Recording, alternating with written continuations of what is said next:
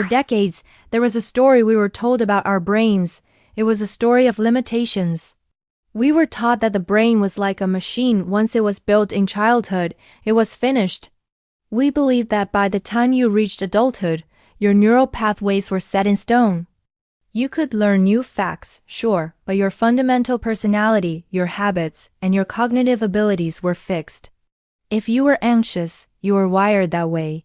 If you weren't good at languages, well, that was just your hardware.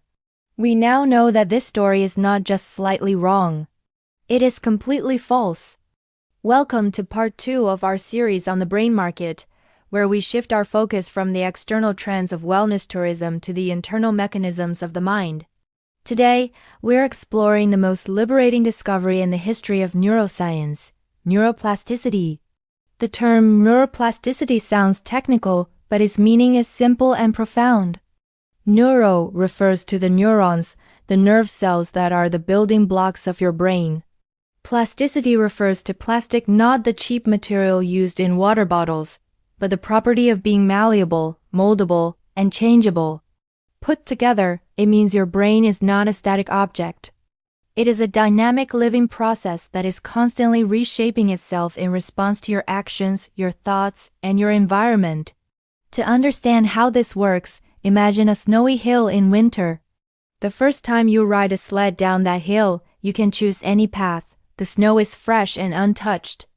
But as you go down, the sled leaves a groove. The second time you go down, it is slightly easier to fall into that same groove. If you ride down that same path 100 times, that groove becomes a deep track. Eventually, it becomes almost impossible to go any other way. The sled simply slides into the existing path automatically. Your brain works in exactly the same way. Every thought you think, every emotion you feel, and every action you repeat creates a chemical and physical trace in your brain. This is famously summarized by the Hebbian theory. Neurons that fire together, wire together. When you practice a new skill, say, learning to play the piano or trying to think positively, your brain sends electrical signals between neurons. At first, the connection is weak. It's like hiking a path through a dense jungle. It is slow and difficult. But with repetition, that connection strengthens. The brain recruits more resources, insulates the fibers to make the signal travel faster, and builds a superhighway. This is how we learn.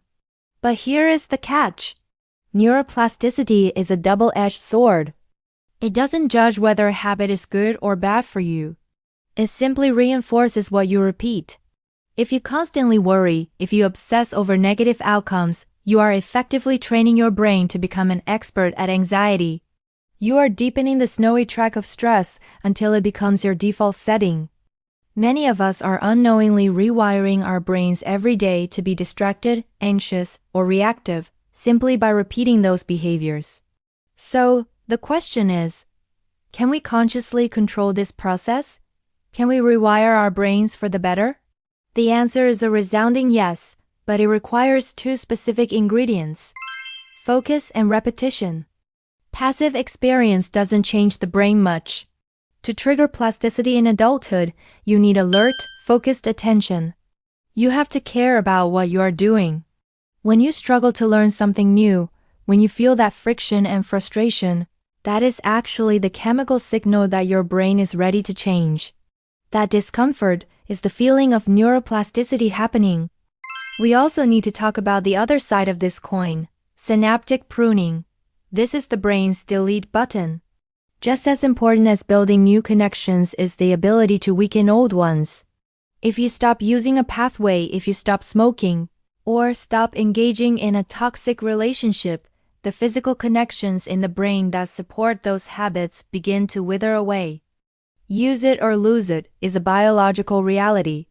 This is how we break bad habits. We don't just suppress them. We literally dismantle the neural architecture that supports them. This understanding changes everything. It means you are not a victim of your biology. You are the architect of it. It means that your past does not have to dictate your future, because the organ that creates your future is capable of change. Whether you're 25 or 85, your brain retains this ability.